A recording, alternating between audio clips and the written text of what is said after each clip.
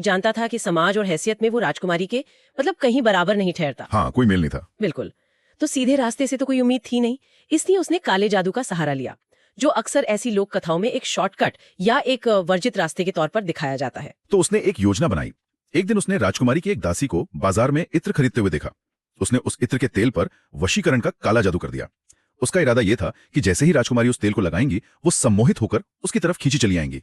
लेकिन यहाँ कहानी एक बहुत दिलचस्प मोड़ लेती है, जो इससे बाकी कई कहानियों से अलग करता है। अच्छा। हाँ, उन्हें उस तांत्रिक की चाल का पता चल जाता है और वो उस धोखे का जवाब देने का फैसला करती हैं। ये इस कहानी में एक महिला किरदार की उसकी ताकत को दिखाता है, जो उस दौर की कहानियों में कम ही देखने को मिलता है। बिल्कुल। राजकुमारी को जैसे ही शक हुआ, उन्होंने वो इत्र की शीशी पास ही पड़े बड़े से पत्थर पर फेंक दी।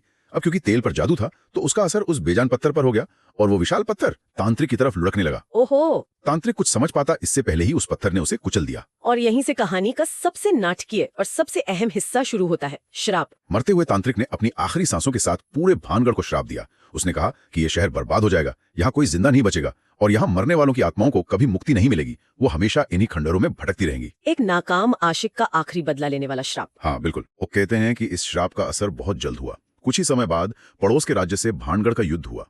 उस लड़ाई में भयंकर मारकाट हुई, हजारों लोग मारे गए और शहर पूरी तरह से वीरान हो गया। इस एक घटना ने उस श्राप को हमेशा के लिए सच साबित कर दिया। और